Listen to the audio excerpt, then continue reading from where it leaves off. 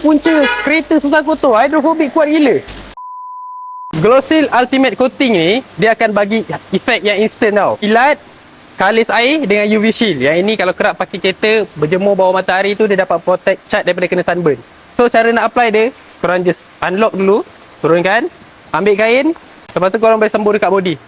Korang sembur lah berapa banyak dot korang nak sembur. Lepas tu korang boleh sembur kat kain juga. And then korang ratakan je.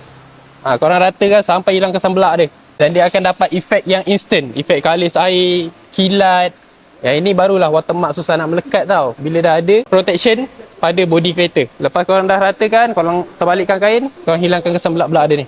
Sekarang ni kita nak tengok efek kalis air dia dekat bahagian front hood ni. Ini yang korang akan dapat dalam Ultimate Coating daripada Glossil ni, sebab efek kalis air dia memang kuat gila ni.